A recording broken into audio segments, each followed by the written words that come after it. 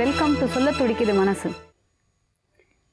ஒவ்வொரு தாயும் தன்னுடைய குழந்தைய வளர்க்கும் போது அந்த குழந்தைக்கு நிலாச்சோறு ஊட்டுவாங்க, அந்த குழந்தையோட கண்ணாமூச்சி ஆட்டம் விளையாடுவாங்க. ஆனால் என்னைக்காவது ஒரு நாள் விளையாட்டாக போயிட்டுருக்கிற இந்த கண்ணாமூச்சி ஆட்டம் நிஜமாக போயிடுச்சுன்னா இந்த மாதிரியான ஒரு சுச்சுவேஷனை எந்த ஒரு தாயாலையும் ஜீரணிச்சிக்கவே முடியாதுங்க. இன்றைக்கி நம்ம நிகழ்ச்சிக்கு 2 தாய்மார்கள் வந்திருக்காங்க. அவங்க 2 பேருமே குழந்தைகளை நல்லா வளர்த்து ஆளாக்கி படிக்க வச்சு வேலைக்கு அமிச்சாங்க. ஆனால் ஒரு நாள் இந்த 2 மகன்களும் ஏதோ ஒரு காரணத்தால் தொலைஞ்சு போயிட்டாங்க. தன்னுடைய மகன்களை இழந்த பரிதவிப்பை நம்மக்கிட்ட மனசு விட்டு ஷேர் பண்ணிக்கிறதுக்காகவும் தன்னுடைய மகன்கள் எப்படியாவது கிடைப்பாங்களா அப்படிங்கிற ஒரு நம்பிக்கையிலையும் நம்ம ஷோக்கு இவங்க 2 பேரும் வந்திருக்காங்க. அவங்களுக்கு நம்மளால் முடிஞ்ச என்ன உதவியை செய்யலாம் அப்படிங்கிறத இன்றைக்கி நம்ம பார்க்கலாம். பொதுவாக பார்த்தீங்கன்னா ரொம்ப சின்ன குழந்தைங்களோ இல்லை ரொம்ப வயசானவங்களோ தாங்க காணாமல் போனதாக நம்ம கேள்விப்பட்டிருக்கோம். ஆனால் இன்றைக்கி நம்ம நிகழ்ச்சிக்கு வந்திருக்கிற குடும்பங்கள்லேருந்து காணாமல் போன 2 பேருமே இளைஞர்கள். அதில் நம்ம முதல்ல சந்திக்க போகிறது காணாமல் போனதாக கருதப்படுற துரை ஆரோக்கியசாமியோடைய குடும்பத்தார். வணக்கம் மரியா. வணக்கம் மேடம். துரை ஆரோக்கியசாமி எப்போ காணாமல் போனார்? அவர் பார்த்தீங்கன்னா 2002 எங்களுக்கு அவர்கிட்ட எந்த தொடர்புமே இல்லை. நான் 2002 தான் 12வது முடித்தேன். என்னை படிக்க வச்சது தான். அவர் உங்களுக்கு மாமாவா? ஆமாம், எங்கள் அம்மாவோட தம்பி. அவர் சின்ன வயசில் என்ன படித்தார்? ஐடிஐ படித்தார். ஐடிஐ படிச்சுட்டு அப்புறம் இங்கே தான் தாத்தாவோட விவசாயம் தான் பண்ணிகிட்டு இருந்தார். மாமாவுக்கு சித்தி முறையாக உள்ளவங்க மும்பையிலே போய் செட்டில் ஆகியிருந்தாங்க. ஸோ அவங்க கேட்டாங்க, சரி இந்த பையன் இங்கே தானே இருக்கான், நான் கூட்டிகிட்டு போய் நீங்களும் கஷ்டப்படுறீங்க, ஏதாவது கூட்டிகிட்டு போய் கடையில் ஏதாவது வேலைக்கு சேர்த்து விட்றேன், அதுக்கப்புறம் வேலை கிடச்சிதுன்னா அப்புறம் இங்கே வரட்டும் அப்படின்னு சொல்லி அங்கே மும்பைக்கு அழைச்சிட்டு போயிருந்தாங்க. ஸோ போயிட்டு நல்லா தான் வேலை பார்த்தாரு, நல்லா சம்பாரிச்சிட்டு இருந்தாங்க, நிறையா பணம்லாம். நாங்கள் நான் புதுக்கோட்டை டவுன்லேயே தான் இருக்கேன். எங்கள் அம்மாவை கல்யாணம் பண்ணி கொடுத்தது. எங்கள் வீடு பார்த்திங்கன்னா கூரை வீடு தான். நாங்கள் 3 பொம்பளை பிள்ளைங்க. ரொம்ப கஷ்டப்படுற ஃபேமிலி தான் நாங்கள். எங்கள் மாமா மும்பை போனதுக்கப்புறம் ஃபஸ்ட்டு ஹெல்ப் பண்ணது எங்களுக்கு தான். நம்ம அக்கா டவுனில் இருந்துட்டு இந்த மாதிரி கூரை வீட்டில் இருக்கேன்னு சொல்லிட்டு வீடு கட்டுறதுக்கு பணம்லாம் கொடுத்தாரு. நீங்கள் சின்ன வயசில் இருந்தபோது உங்கள் மாமாவோட ஞாபகங்கள்லாம் நிறையா இருக்கு. உங்களுக்கு எதுவுமே மறக்க முடிகிற ஞாபகங்களே கிடையாது, அப்படிதான் சொல்லணும். புதுநன்மைன்னு சொல்லிட்டு எங்களுக்கு ஒரு ஃபங்க்ஷன் வைப்பாங்க. அப்போது ஒரு 50 பேர் வரிசையில் நின்றுட்டு இருந்தோம் அந்த புதுநன்மை எடுக்கிறதுக்காக. நானும் எங்கள் அக்காவும் மட்டும் சாக்ஸும் ஷூவும் இல்லாமல் நின்றுட்டு இருந்தோம்.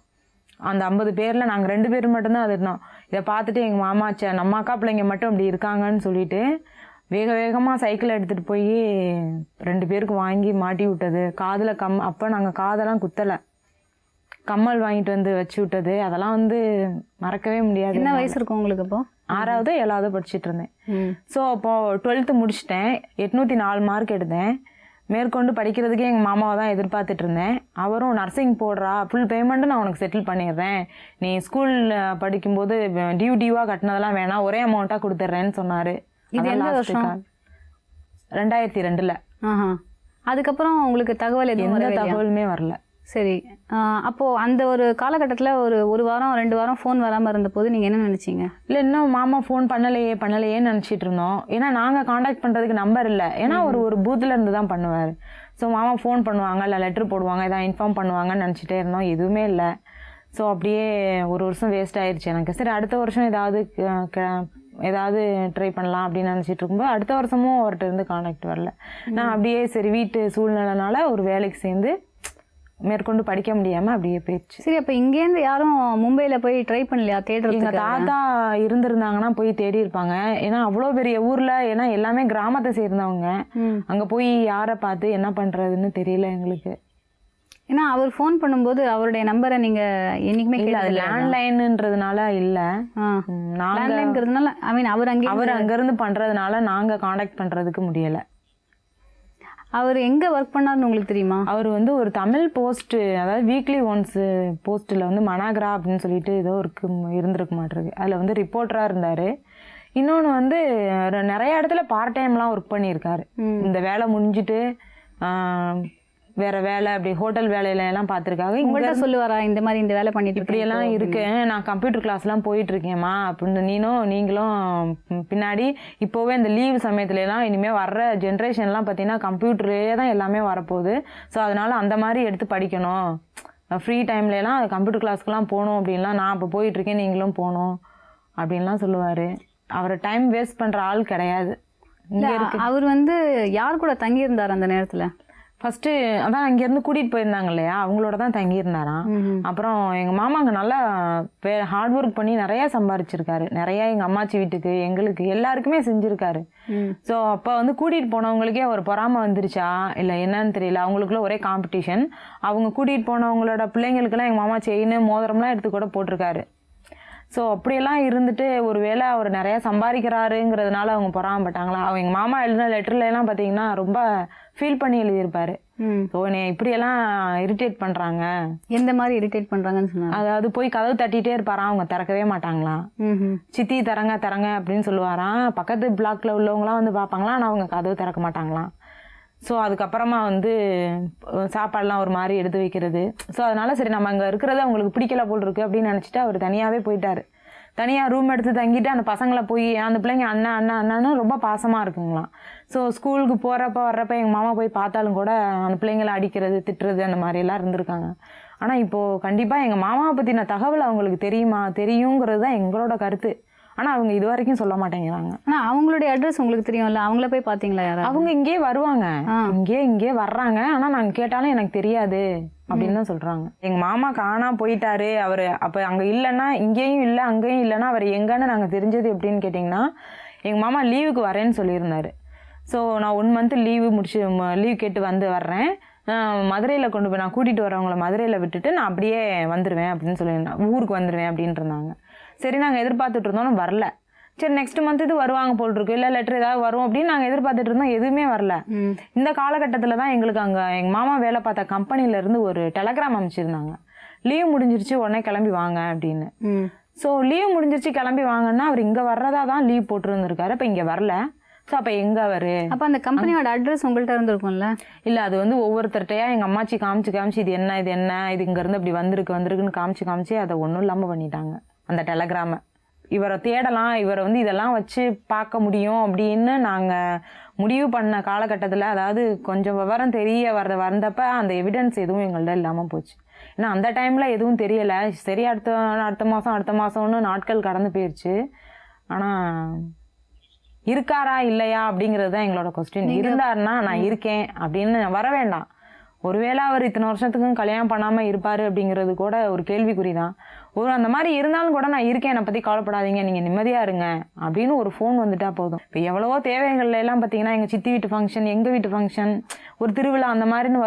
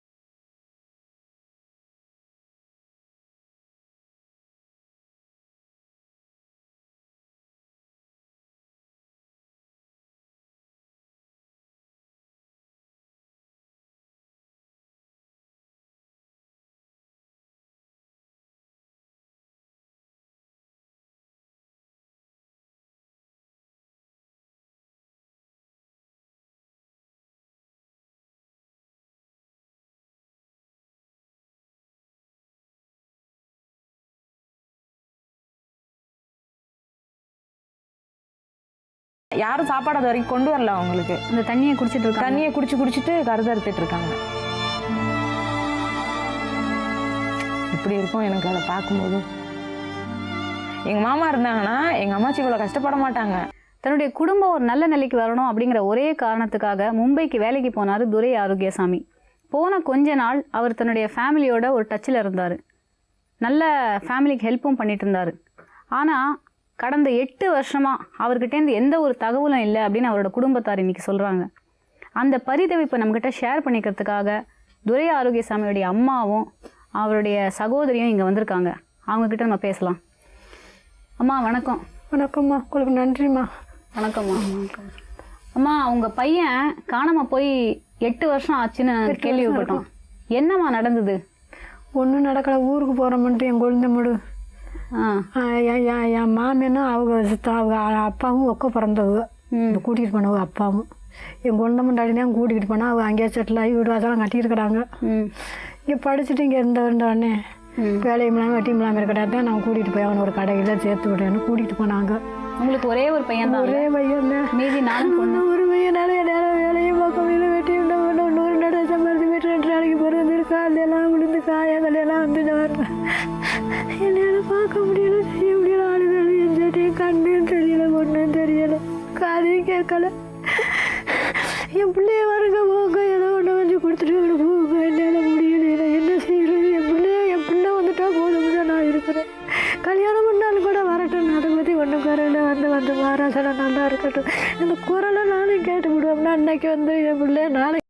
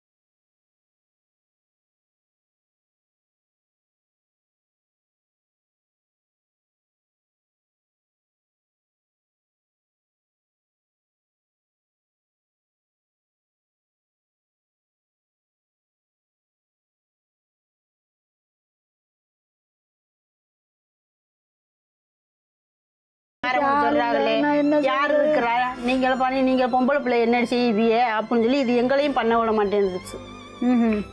எப்படி அவங்க வந்து ஊர்ஜிதமா சொல்றாங்க குழந்தை குட்டியோட பேரன் பேத்தியோட அதுதான் மேடம் எங்களுக்கு தெரியல. இல்லாட்டி இருக்கிறோம்னு சொன்னா போதும், எங்களுக்கு எதுவும் செய்ய வேண்டாமே, நல்லா இருந்தா போதும். இருக்கிறோம் என்னக்குள்ள இருக்கிறேன், அதான் நீங்க ஏதாவது அழுகுறீங்கன்னு அதை மட்டும் சொன்னா போதும். எங்களுக்கு நல்லது கெட்டது எங்களுக்கு செஞ்சதெல்லாம் போதும். இனிமே அவன் நல்லா இருந்துட்டு போறேன். இருக்கிறோம்னு ஒரு போனோ ஒரு லெட்டரோ வந்துச்சுன்னா எங்களுக்கு போதும் மேடம். ஆனா சொல்ல மாட்டேங்கிறா அவங்க. நீங்க என்ன நடந்திருக்கும்னு நினைக்கிறீங்க? நாங்க என்ன நினைக்கணும், இவங்க தான் எங்கிட்ட கூட்டிய கொண்டு எங்கிட்ட வச்சுட்டு கல்யாணத்தை பண்ணி வச்சுட்டாங்கன்னு நாங்க நினைக்கிறோம். இல்ல அப்படி பண்ணியிருந்தா துரை ஆரோக்கியசாமி வந்து அந்த மாதிரி உங்களுக்கு தொடர்பு கொள்ளாம இவ்வளவு வருஷம் இருந்திருப்பாருன்னு நினைக்கிறீங்களா? ஆமா, எப்படி ஏன் ஓமாத்து மாதிரி பண்ணி வச்சிருந்தாலும் தெரியாது மேடம். நாப்பில் போயிருச்சோ ஏதாவது செய்யணும் ஆமா, ஆமா. நினைக்கிறீங்களா? அது தெரியலம்மா. என் பிள்ளை ஆனா நாங்களும் நிறைய இலக்குல பார்த்தோம். ஒரு இலக்குல சாமி நிறைய இலக்குல அவன் 8 வருஷமா போய் 8 வருஷமா நாங்க பார்க்காத ஓனாங்கில்ல, பார்க்காத சாமி இல்லை. ஆனா இருக்கிறேன், அவங்க மையம் நல்லா இருக்கிறேன், எந்த கவலையும் இல்லை. சாதகத்தை பார்த்தேன், எல்லாமே நல்லா இருக்கிறேன், நல்ல வசதியா இருக்கிறேன். உங்க வீட்டு ஞாபகம் இல்லாம இருக்கிறேம்மா அப்படின்னதே சொல்றாங்கல்ல ஒழிஞ்சு வேற அவன் இறந்து போயிட்டேன், அவன் இல்ல, அவன் லூசா போயிட்டேன், அதெல்லாம் இல்லையே இல்லை. ஆனா மரியா எங்கள்கிட்ட பேசும்போது அவர் வந்து மனநலம் பாதிக்கப்பட்டிருக்காரு அப்படின்னு அது கூட சாதகத்துல ஜாதகத்துல சொன்னாங்க. இருந்துச்சான். இது போய் சாதகம் பார்த்திருக்கு. அது சாதகத்துல அப்படி இருந்துச்சான். ஆனா நாங்க சாமி வாத்தலுக்கு பூரா அவன் கல்யாணம் பண்ணிக்கிட்டு அவன் பேமலியில இருக்கிறேன், முகமாத்து பண்ணி வச்சிருக்கிறாங்க, அதனாலதாம்மா எதுவுமே இல்லாம இருக்கிறாங்க அப்படின்னு இதைத்தான் சொல்ல. நாங்களும் நிறைய லுக்கில் பார்த்துட்டோம். நம்ம தம்பி இன்னைக்கு தான் நல்ல செய்தி வருமா, நாளைக்கு தான் ஒரு சின்ன வாண்டு சொன்னாலும் அந்த லுக்கில் போய் சாமி பார்க்கறது. சரி, சாமி பாக்குறீங்க, ஆனா அவரை தேடுறதுக்கு நீங்க என்ன முயற்சி எடுக்கிறீங்க? அந்த ஊருக்கு போறதுக்கு எங்களுக்கு வந்து நீங்க சொல்லுங்கம்மா. நான் கேட்டேன், என் பிள்ளைய கண்டியலாடி உங்களை நம்பித்தானே நான் விட்டேன். என் பிள்ளைய காணமுகரியலே உங்களை நம்பி நான் ஒரு பிள்ளைய வச்சுருந்தேன். அந்த தழுத என்னால் முடியாத காலத்தில் என்னால் ஒன்றும் பண்ண முடியலையே. அவனை நினச்சி கண்ணும் தெரியல, காவி கேட்கலத்தனா அழுகிறேன்னு. எங்கடி என் பிள்ளை செத்து கூட போட நான் கேட்டேன். என் பிள்ளை உசுராக இருக்கானு. அதெல்லாம் இல்லை, இருப்பேன் அப்படின்னாங்க. அப்போ உங்களுக்கு எதுவும் தோணலையா? அது வந்து இவ வந்து நம்ம இவன் வந்து நீங்க கேட்க வேணாத்தா, நீ நல்லாத்தே வச்சிருக்கிறாரு சித்தப்பாவும். இனி யாருமா பாப்பா, நீ சாப்பிட்ற காலத்தில் என்னால் வேலை ஆக்க முடியுமா? நீங்க இப்ப யார் கூட இருக்கீங்கம்மா? உங்க தனியா இருக்காங்களா? தனியா இருக்கிறாரு. உங்க யாரு கூட இல்லையா? நல்லது கெட்டதுக்கு வருவோம், இதே எங்க கையில கிடைச்சதை கொடுத்துட்டு போவோம். நீங்க யாரும் உங்க அம்மாவை கூட வச்சுக்கணும்னு நினைக்கலையா? அது வர மாட்டேங்குது மேடம், வீடு கிடக்கு. நான் வீட்டை போட்டுட்டு எப்படி விளக்கு ஏத்தனுமே வீடு. அந்த பையனே கூப்பிட்டேன், எங்க தம்பியே கூப்பிட்டேன். எங்க அப்பா இறந்த புதுசுல நீ வாமா என் கூட வாமான்னு கூப்பிட்டதுக்கு மும்பைக்கு. ஆமா, நாங்களாம் சொன்னோம் போமா அப்படின்னு. ஒரு தங்கச்சி ஒண்ணு கல்யாணம் பண்ணாம இருந்துச்சு. இந்த பொம்பளை பிள்ளைய விட்டுட்டு நான் எப்படி வர்றது, இந்த பொம்பளை பிள்ளைய நான் எப்படி கல்யாணம் பண்ணிட்டோம்னா நம்மளுக்கு ஒரு கவலை விட்டுச்சே அப்படின்னு சொல்லி இது இருந்துருச்சு. இது போயிருந்துச்சுன்னா அவன் இவ்வளவு தூரத்துக்கு போயிருக்க மாட்டேன். நாங்களும் போச்சோம், தங்கச்சியை கூட்டிட்டு போமா அப்படின்னு சொல்லதுக்கு போக மாட்டேன்ருச்சு. அதுக்கப்புறம் அவரு சில நண்பர்களோட தங்கி இருந்தாரு அப்படின்னு சொன்னாங்க மரியா சொன்னாங்க. அந்த பையங்கெல்லாம் வந்துட்டாங்க. அவங்கள்ட்ட நீங்க விசாரிச்சு பார்த்துருப்பாங்க? பார்த்தேன். அதுக்கெல்லாம் போங்காட்டிக்குமே இங்க வந்துருச்சு. அவன் இந்த காணா போங்காட்டிக்குமே அதுக்கெல்லாம் இங்க வந்துருச்சு. அதுக்கு முன்னாடி வந்து அதுக்கு முன்னாடியே போய் 1 மாசம் 2 மாசம் இங்க இருந்து பிள்ளைய பசங்களை கூட்டிட்டு போனேன். நிறைய பிள்ளைகளை கூட்டிட்டு போனேன். அந்த பிள்ளையெல்லாம் வந்துருச்சு. இங்க கூட்டிட்டு போய் 2 மாதம் நான் காணாம இருக்கும் பயந்துட்டாங்க முடியாமட்டாங்க. இவங்களும் எங்களுக்கு தகவல்காரனும் அந்த கம்பெனிக்காரனும் ஒரு ஆள் கொண்ட சேர்த்தாலும் அவனை போய் கேட்டா என் துறை எங்கேயா இருக்கிறாரு, அவள் ஊருக்கு போய்த்தாளான்னு. அவள் இப்போதான் சொல்லி என் துறையை காணுமா, 15 நாளாச்சு வேளாத்து காணும் துறையை. அவங்க அம்மா வீட்டுக்கு போய்த்தாளா ஊருக்குன்னு வந்து அந்த சேட்டை நான் கேட்டுக்கிறா போன் அடிச்சு. இவங்க என் குழந்தை மண்டாட்டி வந்து ஆச்சிங்கிறவளை வந்து கேட்டு இந்த மாதிரி இப்போ உங்கள் குழந்தை எனக்கு காணுமா துறையை, அவங்க அட்ரஸ் இருந்தால் கொடுங்க அப்படின்னு கேட்டா. அவங்க எனக்கு தந்தி அடிச்சுட்டாங்க. 15 நாளாச்சு வேலைக்கு வந்து தந்தி கொடுத்தாங்க. அந்த தந்தி உங்கள்ட்ட இருக்கா? தந்தி கிழிஞ்சிய போட்டுட்டாயா, ஆனால் அழுத வாகல எங்கனதான் போட்டே வச்சுன்னு தெரியாம போடுச்சு. அந்த வாகல கிருக்கச்சி உழம்பண்ணே புழங்கிப்பட்டு இப்போ நானும் கொஞ்சம் மனசு தேர்த்தி இருக்கிறேன். அந்த இடத்துல மனசுல என்ன விளையாட்டு என் பிள்ளைய காண முடியாது. வரமா வரம் இருந்தேனே 5 கொண்டுக்கு பிற்பாடாவே பிறந்தேனே.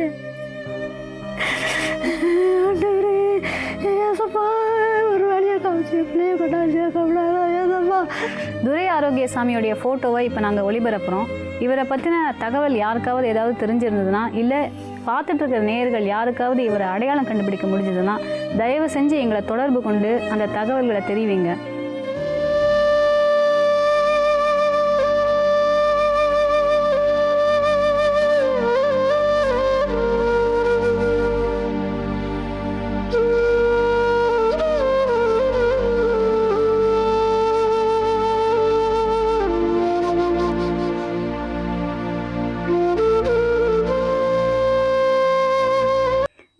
எல்லாருமே காலையில் வீட்டை விட்டு வெளியே போகிறாங்க, படிப்புக்கு, வேலைக்கு, வியாபாரத்துக்குன்னு. அப்படி போகிற நம்ம எல்லாருமே சாயந்தரம் வீடு திரும்பிடுறோம். அப்படி வெளில போனவங்க யாராவது 1-2 நாள் வீடு திரும்பலை அப்படின்னா குடும்பத்தில் என்ன நினச்சிப்பாங்க? ஏதோ வெளியே வேலைக்காக போயிருக்காரு, திரும்பி வந்துடுவார் அப்படின்னு நினச்சிப்பாங்க. ஆனால் காஜா மொய்தீன் வியாபாரத்துக்காக வேலைக்கு வெளியில் போனார். 6 மாதம் ஆகியும் அவர் வீடு திரும்பலைங்க. அதை பற்றி பேசுகிறதுக்கு அவருடைய அண்ணன் பாதுஷா இங்கே வந்திருக்காரு. வணக்கம் சார். காஜா மொய்தீன் எப்போ வீட்டை விட்டு வெளியே போனார்? ஜனவரி 9/9 தேதி வந்து 1ஆவது மாதம் போனாப்புல. ஜனவரி அன்னைக்கு வீட்டிலேருந்து கடைக்கு வர வேண்டியது. நான் கடைக்கு போயிட்டேன் கடை திறக்கிறதுக்கு. அம்மா டீ போட்டு கொடுத்தோன்னே டீ குடிச்சிட்டு 8 மணி இருக்கும் வெளியே வந்தவர். 8:30 மணியே வரல. நான் அதை அர்த்தமாக ஒரு ஃபோன் பண்ணி என்ன ஒன்றும் தம்பியை காணுமே, எங்கே ஒன்றும் ஏன் வரல அப்படின்னு கேட்க முடியாது. அம்மா சொல்லுவாங்க அவன் வந்து 1/2 hour ஆச்சு அப்படின்னு சொல்லிட்டு அம்மா திருப்பி சொல்லுவாங்க. ஏன்னா உடம்பு சரியில்லாமல் தானே, ஏன்டா எதனால் உடம்பு சரியில்லைன்னு சொன்னானா? அம்மா உடம்பு சரியில்லாமல் தான், அதனால வீட்டில் இருன்னு சொல்லியிருக்காங்க அம்மா. இருடா அண்ணாண்டா மதியானத்துக்கு சாப்பாடு கடை வச்சுட்டு வரட்டுன்னு சொன்னதுக்கு. என்ன வேலை? 2 பேரும் ஒரே இடத்துல 2 பேரும் ஒன்றா வீட்டிலேருந்து கடைக்கு வந்தவன் தான். மளிகை கடை 2 பேரும் ஒன்றா தான் ஒரு 10 வருஷமாக பண்ணியிருக்கோம். 2001 பண்ணியிருக்கோம். பண்ணியிருக்கோம் 2 பேருக்குள்ளே எந்த ஒரு இதுவுமே கிடையாது. என்கிட்ட எதாக இருந்தாலும் சொல்லுவான், நல்லா தான் இருந்தான். இந்த 2 மாதமாக அவனுக்கு ஸ்டோன் ப்ராப்ளம் இருந்துச்சு. என்ன ஸ்டோன்? கிட்னி ஸ்டோன் ப்ராப்ளம் இருந்துச்சு. அது சாப்பிட முடியலன்னு சொல்லிட்டு அவன் எப்பவுமே யார்ட்டையுமே ஓப்பனாக எதையும் சொல்ல மாட்டான். அவனுக்குள்ளே வந்து யார்ட்டையும் சொல்ல மாட்டான், நம்மளே பார்ப்போம் அப்படின்னு சொல்கிறவன். எந்த ஒரு விஷயமும் அவனுக்கு வந்து பிடிக்காது. சில விஷயங்கள் பார்த்தீங்கன்னா யார்ட்டையும் வந்து இப்போ வீட்டில் ஒரு சத்தமாக பேசினா கூட அவனுக்கு பிடிக்காது.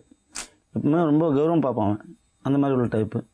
நான் இங்கே முடியாமல் இருக்கும்போதுலாம் நம்ம பக்கத்தில் இருந்த ஹாஸ்பிட்டல்லாம் நம்ம எப்பவும் காட்டுற ஹாஸ்பிட்டல்லாம் காட்டணும். சரியாகலை. நான் சொல்லுவேன் 8ஆம் தேதி அன்றைக்கி நைட்டு அவனை கடைசியாக பார்த்தது 8ஆம் தேதி தான். ஜனவரி 8 தான் பார்த்தது. இந்த கிட்னி ஸ்டோன் ப்ராப்ளம்னால அவர் ரொம்ப வந்து அதாவது வாமிட்டு, அதாவது சாப்பிட்டா வாமிட்டு, தூக்கம் இல்லை, கண்ணில் வந்து ஐ பவர்லாம் இருந்திருக்கு அவனுக்கு. நாங்கள் அங்கேயும் போய் நம்ம பிரேமஜுலி டாக்டர் நம்ம எல்லாம் பார்த்தோம். பார்த்ததில் வந்து என்னாச்சுன்னா ஸ்டோன் வந்து இந்த கண் வந்து அதிகமான பவர் இருக்கனால கிளாஸ் போடுன்னு சொல்லிட்டு 3000க்கு ஒரு கிளாஸ் வாங்கி கொடுத்தாப்புல. அது போட்டு ஒரு 2 நாள் தான் போட்டாப்புல. போட்டுக்கிட்டு பரவாயில்ல எனக்கு அப்படின்றாப்புல. தூக்கம் இல்லைண்ணே எனக்கு சரியான முறையில் அப்படின்னு நான் சொல்லுவேன். திருப்பி இங்கெல்லாம் பார்த்துனா அவனுக்கு சரியாகலப்பா, எவ்வளோ செலவுனாலும் பரவாயில்ல பார்ப்போம். இல்லைண்ணே எனக்கு வேணும், என்னால் உனக்கு என்ன சிரமம், நிறைய செலவு பண்ணியிருக்கேன் அப்படின்னு மனதெல்லாம் வருத்தப்பட்டாப்புல. கல்யாணம் ஆயிடுச்சா? கல்யாணம் ஆகி வந்து 4வது மாதம் தான் கல்யாணம் ஆகிடுச்சு. போன வருஷம் 4வது மாதம் தான் கல்யாணம் ஆகிடுச்சு. கரெக்டாக கல்யாணம் ஆகிடுச்சு ஒரு 8 மாதம் தான் அவன் கரெக்டாக அவன் வீட்டை விட்டு போகிறது. கல்யாணம் வந்து 4வது மாதம் கல்யாணம் ஆச்சு. அடுத்து ஜனவரி 1 அவன் போயிட்டாப்புல. கரெக்டாக 8 மாதம் 7.5 மாதம் தான் இருந்திருக்காப்புல. அவருக்கும் அவரோட மனைவிக்கும் இருந்த உறவு முறை எப்படி இருந்தது? நல்லா 2 பேருமே சொல்ல முடியாது. 2 பேரும் நல்ல பொருத்தம், ஜோடி பொருத்தம் எல்லாமே நல்லா. அந்த பெண்ணும் ஒரு நல்ல பெண்ணு தான், அந்த பொண்ணை குறை சொல்ல முடியாது. அவன் கேரக்டர் ஒரு வித்தியாசமான பையன். மற்றவங்க மாதிரி கோபம் வரும், அதெல்லாம் கோபம்லாம் அவனுக்கு வராது. எப்பவுமே எதுவும் வரும். நல்லா தான் இருந்தான். என்ன ஆனால் இருந்தது ஸ்டோன் ப்ராப்ளம் தான் அவனுக்கு. நான் சொல்லுவேன் இந்த மாதிரி இங்கெல்லாம் பார்த்தா சரி நம்ம பார்ப்போம் அப்படின்னு சொல்லிட்டு 8ஆம் தேதி சொல்லுவேன். இந்த மாதிரி காலையில் 12 மணிக்கு ரெடியாக இருக்குது, வீட்டெலாம் வந்து மாறிட்டுலாம் போட்டு கடை வச்சுட்டு நானே கூப்பிட்டு போய் உன்னை வந்து என்ன ஃபுல் செக்கப் எடுத்து என்னென்ன பண்ணுது, உனக்கு வாமிட்டு வருதுங்கிற தலைவலிக்குங்கிற சொல்ல முடியும். நான் சொல்லுவேன் இதெல்லாம் என்ன ஆனாலும் பரவாயில்ல, நிறைய செலவாகும், நாங்கள் போனால் பல லட்சங்கள் செலவாகும் எனக்கு அப்படின்னு சொல்ல. நான் சொல்லுவேன் எத்தனை லட்சம் செலவானாலும் பரவாயில்லடா, 10 லட்சமாக கூட நான் செலவு பண்ணுறதுக்கு ரெடி. என்கிட்ட இல்லாட்ட கூட நான் எதை விற்று கூட உனக்காக நான் செலவு பண்ணுறேன்டா அப்படின்னு 8ஆம் தேதி அவர் 8ஆம் தேதி நைட்டு நான் சொல்கிறேன். வீட்டில் வச்சு நான் சொல்லுவேன். ஓகே கடையில் வச்சு கடையில் 2 பேரும் பேசுறது. கடையை விட்டு வரும்போது நான் 6 மணி போல் கடைக்கு போகிறேன் அவனை மாற்றத்துக்கு. மத்தியானம் வந்து வெள்ளிக்கிழமை எப்படியும் எப்பவும் கடை அடைப்போம். ஒரு 1 hour 2 hour கடை அடைப்போம் நமாஸ் போகிறதுக்காக. கடை அடைச்சிட்டு அவன் சாப்பிட்டு அவன் கடை ஓப்பன் பண்ண ஒரு 3 மணி போல் போயிட்டான். ஈவினிங் மத்தியானம் ஒரு 3 மணி போல் சாப்பிட்டு 3 மணிக்கெலாம் எப்பவுமே 4 மணிக்கு தான் போவோம். அன்றைக்கி 3 மணிக்கே சீக்கிரமாக போயிட்டான் கடை திறகு. அதை பற்றி நீங்கள் அவர்கிட்ட கேட்டிங்களா? எதுக்கு ஏன் சீக்கிரம் போகிற அப்படிங்கிற மாதிரி? இல்லை சில நேரத்தில் அவன் வந்து எல்லாம் வேலை இல்லாட்டியும் சீக்கிரம் போயிடுவான். அப்போ 4 மணிக்கு தான். அப்போ ஃப்ரைடே அன்றைக்கி 4 மணிக்கு தான் ஓப்பன் பண்ணுவோம். சரி வீட்டில் தூக்கம் வரலன்னு சொல்லிட்டு நான் எப்பவும் கடை திறக்கேன். அதெல்லாம் ஒன்றும் பிரச்சனை இல்லை. கடை திறக்க போயிட்டாப்புல 6 மணி போல் நான் போய் இந்த மாதிரி மாற்றுவேன். வீட்டுக்கு ஒரு 6:30 வரைக்கும் வரும்போது அப்போ கூட வீட்டுக்கு போகிறேன்னு சொல்லிட்டு தான் என்கிட்ட பேசிட்டு. அப்போ கூட நான் சொல்கிறேன் ஏன்டா பேசுகிறா, ஏன்டா மௌனமாக இருக்கிற, பேசி என்னடா பண்ணுது சொல்கிறேன் அவனுக்கு அப்படின்னு கேட்டான். இல்லை ஒன்றும் இல்லை, கடைசி அவனை என்கிட்ட பேசின வார்த்தை என்னடா தான். என்ன சொன்னார்? என்னண்டா அண்ணே இந்த மாதிரி ஜெய் நீ கவலைப்படாத, நான் சொல்லுவேன் இந்த மாதிரி கவலைப்படாதடா, நாளைக்கு இந்த மாதிரி 12 மணிக்கு சனிக்கிழமை காலையில் கடை அடைச்சிட்டு உன்னை கூப்பிட்டு போகிறேன்டா, ஃபுல் செக்கப் எடுப்போம், இங்கெல்லாம் பார்த்து ஒவ்வொரு இடத்துல போய் பார்க்குற, ஸ்கேனுக்கு ஒரு இடத்துல பார்க்குற, வாமிட்டுக்கு ஒரு இடத்துல பார்க்குற, தலைவலிக்கு ஒரு இடத்துல, எல்லா இடத்துலையும் ஆனால் உங்களுக்கு எல்லாமே பார்ப்பாங்க. நம்ம வந்து அங்கே போய் எவ்வளோ பார்ப்போம், சரி எவ்வளோ செலவுனாலும் பரவாயில்ல, எண்ணத்தை விற்று கூட உனக்கு நான் செலவு பண்ணுறேன், நீ கவலைப்படாத நான் இருக்கேன் அப்படின்னு சொல்லும்போது அவர் என்ன சொன்னார்? அதுக்கு என்ன சொல்லுவார், நான் என்ன பாவம் செஞ்சேன்னு தெரியல, கடவுள் வந்து எனக்கு ஏன் இவ்வளோ பெரிய தண்டனை கொடுத்துருக்கான்னு தெரியல, நீ செலவு பண்ணுற சம்பாதிக்கிற காசுலாம் நீ எனக்கே செலவு பண்ணால் நீ என்ன பண்ணுவ, அதெல்லாம் நீ கவலைப்படாத, நம்ம சம்பாரிச்சிக்கிறோம். நான் திருப்பி சொல்லுவேன், டேய் நம்ம சம்பாரிச்சிக்கலாம்டா, இந்த மாதிரி பணம் வந்து இன்றைக்கி சம்பாரிச்சிக்கலாம், நான் இன்றைக்கி போனால் நாளைக்கு சம்பாரிச்சிக்கலாம்டா அப்படின்னு நான் திருப்பி சொல்லுவேன். எனக்கு வந்து போனேன், நீ எனக்கு யாரா வாய் திறந்து பேசுகிற எதுவும் தான் சொல்கிறா அப்படின்னு, இல்லைண்ணே வேலையை பாருண்ணே, இல்லைடா அப்படின்னு சொல்லுவேன். நான் ஹாஸ்பிட்டலுக்கு போவேன்னு சொல்லும்போது கூட அவன் சொல்லுவான் திருப்பிட்டு, அதெல்லாம் வேணாம், ஹாஸ்பிட்டல்லாம் வேணாம், பாவம் வேணாம், நான் பார்த்துக்கிறேன், நானே பார்த்துக்கிறேன். சரி, 9ஆம் தேதி அன்னைக்கு அவர் காணாமல் போயிட்டார் அப்படிங்கிறது உங்களுக்கு எப்போ தெரிய வந்தது? ½ அன் ஹவர்லேயே தெரிஞ்சிடும். என்ன ஆச்சு அன்னைக்கு? ஒரு 8 மணி இருக்கும் வெளியே வந்திருக்கான் வீட்டை விட்டு. நான் கரெக்டாக ஒரு 8:20க்கு திரும்ப ஃபோன் அடிக்கிறேன் வீட்டுக்கு. 7:30 எப்போவுமே 7 மணிக்கெலாம் கடைக்கு வந்துடும். நான் மார்க்கெட்டுக்கு போவாட்டி 7 மணிக்கெலாம் வந்துடுவாப்புல. 7 மணிக்கு வந்தோம், நான் வந்தோட சைதாப்பேட்டை மார்க்கெட்டுக்கு போவேன். வந்து அப்புறம் வீட்டுக்கு அப்படியே வந்து வீட்டு பக்கம் தான் சைதாப்பேட்டை மார்க்கெட்டு, வீட்டுக்கு பக்கம் ஒரு 10 நிமிஷத்தில் வந்துடலாம். வந்து வீட்டில் வந்து சாப்பாடு வாங்கிட்டு 2 பேருக்கு சேர்த்து வாங்கிட்டு வருவேன். வந்து கடையில் வந்து மறுபடியும் அவனை சாப்பிட சொல்லிட்டு அப்புறம் நான் சாப்பிடுவேன். என்ன நான் திரும்ப என்னடா 7:30 மணிக்கெலாம் வர வேண்டிய ஒன்றும் வரலையே அப்படின்னு சொல்லி வீட்டுக்கு ஏதாவது நான் ஃபோன் பண்ணுறேன். இல்லைம்மா ஒன்று அவனை வந்து வீட்டிலேயே வச்சுக்கிட்டு கடைக்கு போகணுமே, மார்க்கெட்டு காய்கறிலாம் வாங்கணுமே இல்லாமல் இருக்குது அப்படின்னு சொல்லி அம்மா சொல்லுவாங்க. அவன் வந்து ஒரு 20 நிமிஷத்துக்கு மேலே ஆச்சுடா கிளம்பிடும். நான் கடைக்கு வீட்டுக்கு 10 நிமிஷத்தில் வந்துடுவான். 10 நிமிஷம் கூட ஒரு 10 நிமிஷம் ஆச்சு. என்னடா 20 நிமிஷம் பார்த்தேன், 9 மணி வரைக்கும் வரல எனக்கு. அதுக்கப்புறம் நான் வந்து உடனே கடையை அடைக்கிறேன், லாக் பண்ணிவிட்டு. அவன் முடியல வர நேற்று வர பேசிக்கிட்டு இருந்தானா, சரி எங்கேயும் வரவில்ல மயக்கம் போட்டு இது விழுந்துட்டானா அப்படின்ட்டு அதை நினச்சிட்டு அவன் வந்து இப்படி பண்ணுவான்னு எனக்கு தெரியாது. இப்படி பண்ணுவான்னா அதாவது காணா எங்கேயும் போவான், நம்மளை விட்டு போவான்னு நான் அதை பற்றி எதிர்பார்க்கல. அவன் அந்தளவுக்கு எல்லாமே யோசனை பண்ணுவான், எதையுமே 5 நிமிஷம் யோசனை பண்ணி செய்கிறான். எல்லாத்துக்குமே அவன் தான் வந்து வீட்டுக்கே வந்து சின்ன வயசு பையன்தான், எங்கள் வீட்டுக்கே கடைசியாக அவன். ஆனால் கடைசியாக இருந்தாலும் எங்கள் வீட்டுக்கு அவன் தான் ஹெட்டாக இருந்து செஞ்சவன். எல்லா விஷயத்துலையும் அவனை கேட்காம எதுவுமே செய்யக்கூடாது, செஞ்சால் கோவம் வந்துடும். வீட்டில் பார்த்தீங்கன்னா சின்ன வயசில் எந்த விஷயமா இருந்தாலும் அம்மா இருந்தாலும் சரி அப்பா இருந்தாலும் அவனை கேட்காம செய்யக்கூடாது. எல்லாமே அவன் தான் பொறுப்பு பார்த்துக்கிட்டான். வீட்டில் அத்தனை பேர் பொறுப்பையும் அவன் தான் பார்ப்பான். சின்ன ஒரு எந்த பொருள் வாங்கினாலும் சரி அவனை கேட்காம கூட அவன் தான் வாங்கிட்டு வருவான், நம்மளை வாங்க சொல்ல மாட்டான். அந்த மாதிரி உள்ளவன் அவன். வீட்டுக்கே பெரிய ஆள் மாதிரி, எங்கள் அப்பா ஒரு ஸ்தானத்தில் இருந்தோம். அந்த மாதிரி நல்லா இருக்கும்போது அந்த மாதிரி நான் சொல்லுவேன் இந்த மாதிரி. ஆனால் வருத்தமாக எங்கடா ஒன்றா காமிட்டு ஃபோன் திரும்ப பண்ணி பார்த்தா அம்மாட்ட கொண்டு கேட்குறேன். ஆனால் கடையை லாக் பண்ணிட்டு நானும் எல்லா இடத்துலையும் இங்கே அவன் வர்ற வழிலாம் ஒவ்வொரு நாளையும் ஒரு போய்ட்டு வருவான். அப்படி ஒரு 4-5 வழி இருக்குது கடைக்கு வரதுக்கு. எல்லா இடத்துலையும் நான் பைக்கை வச்சுக்கிட்டு தேடிக்கிட்டு பார்க்குறேன், கடைசி வரைக்கும் நான். காஜா மொய்தீன் அவரோட வீட்டுக்கே செல்ல பிள்ளையாக இருந்திருக்காரு. எந்த விஷயமா இருந்தாலும் அவரை கேட்டுட்டு தான் அவங்க வீட்டில் முடிவு எடுத்திருக்காங்க. ஆனால் கடந்த 6 மாதமாக அவரை பிரிஞ்சிருக்கிற குறைய நம்மக்கிட்ட ஷேர் பண்ணிக்கிறதுக்காக காஜா மொய்தீனோட அம்மா இங்கே வந்திருக்காங்க. அவங்கள்ட்ட நம்ம இப்போ பேசலாம். வணக்கம்மா. வணக்கம். ஜனவரி 8, 2010 அன்னைக்கு காஜா மொய்தீன் கடைக்கு போயிட்டு வீடு திரும்பினார். அப்போ உங்கள்கிட்ட என்ன பேசினார்? வந்தார், சாப்பிட்டாரு. நைட்டில் புருஷன் மண்டாட்டி 2 பேரும் போய் ரூமில் படுத்துட்டாங்க. காலையில் 8 மணி இருக்கும், எந்திரிச்சு வெளியே வந்தார். காப்பி போடவான்னு கேட்டேன். நான் தான் காப்பி போட்டு கொடுப்பேன் காலையில் பசங்களுக்கெல்லாம்.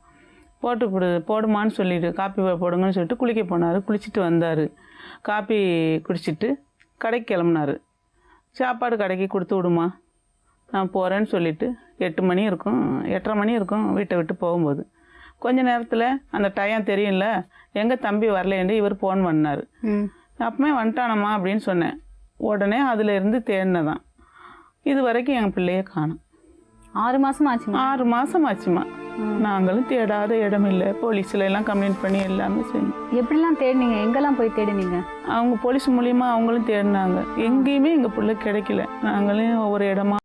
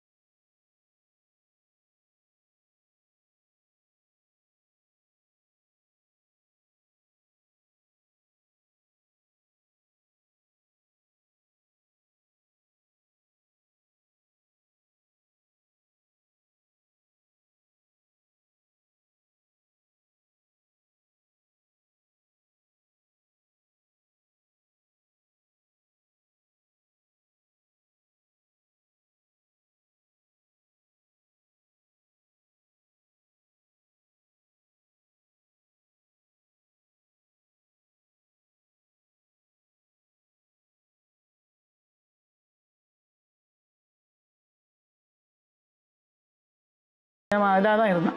மனதளவில் அவனுக்கு நோய் தான் இருந்ததுல ரொம்ப வேதனை அடைஞ்சேன். எனக்கு ஏமா இப்படி இருக்குது நம்ம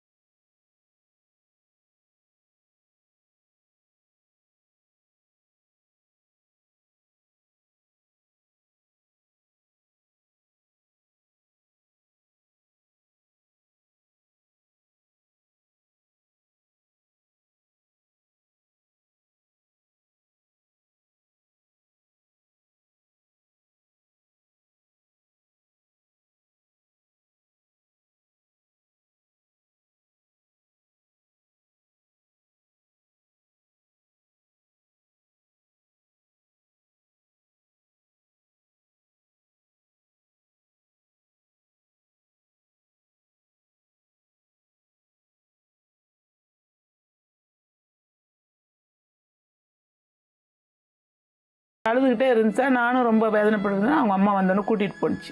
மாதத்துலேயே போயிட்டாங்க. ஆ ஒரு மாதத்துலேயே போயிட்டாங்க. ஒரு மாசத்துல போயிட்டாங்க. ஜனவரி 9 அந்த லாஸ்ட்லேயே போயிட்டாங்க. ஜனவரி லாஸ்ட்லேயே ஊருக்கு போயிட்டாங்க. லாஸ்ட்லேயே அவங்க அம்மா வந்தது கூட்டின்னு போயிடுச்சு. அம்மா வீட்டில் தான் இருக்கு. அவருக்கு என்ன ஆயிருக்கும்னு நீங்க நினைக்கிறீங்க? என்ன ஆயிருக்கு நம்ம சொல்ல முடியாதுமா. கடைக்கு போகிற சாப்பாடு கொடுத்தா உடுத்துன வேட்டி ஆமாம் காசா ஒரு ட்ரெஸ்ஸா எவ்வளோ ட்ரெஸ் இருக்குது. அதெல்லாம் நினச்சி பார்த்து பார்த்து எனக்கு ரொம்ப வேதனையாக இருக்குதுமா. வந்து ஒரு ட்ரெஸ்ஸை எடுத்துகிட்டு போனாலும் மனசாரி போயிடும். எடுக்கலை. சைக்கிளில் கடைக்கு போகிறேன்னு தான் போனேன். சைக்கிள் ஒரு வாரத்துக்கு பிறகு கோடம்பக்க ஸ்டேஷனில் இருக்குது எங்கள் வண்டி. இது வரைக்கும் இருக்குது. ஓ, ரயில்வே ஸ்டேஷனில் இருக்குமா? அதை எப்போ கண்டுபிடிச்சாங்க? நாங்களாம் தேடி ஸ்டேஷன் எல்லா ஸ்டேஷன் அதாவது டவர் போலீஸ் ஸ்டேஷன் தான் டவர் கண்டுபிடிச்சது. லாஸ்ட்டாக வந்து சுவிச் ஆஃப் பண்ணது Kodambakkam railway station. Mobile switch off பண்ணியிருக்காப்புல 10 மணிக்கு சுவிச் ஆஃப் பண்ணியிருக்காப்புல. அந்த லொக்கேஷன் வச்சு சொன்னதில் நான் எங்கெல்லாம் தேடி பார்த்ததில்ல. Koyambedu railway station, Koyambedu bus stand எல்லாமே தேடி பார்த்தேன். கடைசியில் அதாவது இந்த சனிக்கிழமை அவர் வீட்டிலும் போகிறாரு. அடுத்த சனிக்கிழமை ஈவினிங் ஒரு 5:30க்கு சைக்கிளை பார்க்குறேன். சைக்கிள் அங்கேயே டோக்கன் போட்டிருக்காப்புல. அவர் லாஸ்ட்டில் கொண்டு போய் டோக்கன் போட்டு டோக்கன்லாம் வந்து வாங்கிட்டு தான் போயிருக்காப்புல. அப்போ அந்த வண்டியை விட்டுட்டு வேற எங்கேயோ அவர் போயிருக்காரு. எங்கே போய்க்கிறான்னு தெரியல. எங்கே போயிருக்கான்னு தெரியல. ட்ரெயினில் தான் போயிருக்காப்புல. நம்ம சொல்கிறது ட்ரெயினில் போனோம்னா அங்கே சைக்கிளை வந்து டோக்கன் ரயில்வே ஸ்டேஷனில் இருக்குது சைக்கிள். அதாவது சனிக்கிழமை இன்னைக்கு போன சனிக்கிழமைக்கு போயிருக்காரு அவர். அடுத்த சனிக்கிழமை கரெக்டாக சைக்கிளை கண்டுபிடிச்சிட்டாங்க. சைக்கிள் அப்படி அப்படின்னா அவன் வந்து வெளியூர் போனால் கூட சைக்கிள் எங்கே விட்டணும். அதே தான் நம்ம அதில் கண்டுபிடிச்சேன். ஏன்னா ஒன்றா இருந்தால் கூட தெரிஞ்சு சைக்கிள் கண்டுபிடிக்கிறதுக்காக ரொம்ப ஸ்டேஷன்லாம் எல்லா ஸ்டேஷனும் சுற்றி பார்த்தேன். கிண்டியில், தாம்பரம் எல்லா இடத்துலையும் நான் பார்த்தேன். உங்க உறவினர் வெளியூர்ல யாராவது இருக்காங்க? அவங்க வீட்டுக்கு எல்லா இடத்துக்குமே எல்லாத்தையும் ஃபோன் பண்ணி கேட்டாச்சு. எங்கேயுமே போய் பழக்கம். அடுத்தவங்கள்ட்ட போய் நம்ம சாப்பிடணுமே அப்படிங்கிற எண்ணம் வராது. அடுத்தவங்கள்ட்ட போய் இருக்கணுமே வந்து அதெல்லாம் கூச்சப்படும். நம்ம வீட்டில் எதாக இருந்தாலும் கேட்பாங்க. ரொம்ப ஒரு மரியாதைக்குரிய புள்ளம்மா. கடவுள் பக்தி ரொம்ப. எந்த ஒரு பழக்கம் அந்த ஏரியா ஃபுல்லாகவே நாங்கள் சேகர் நகரில் கடை வச்சுருக்கோம். ஜாப்ருகான்பேட்டையில் அந்த ஏரியாவே அவ்வளோ வேதனை அடைகிறாங்க. ஒரு போலீஸ் இன்ஸ்பெக்டர் வீட்டில் இவர் வீட்டில் தான் எஸ்ஐ வீட்டில் தான் நாங்கள் கொடுத்துற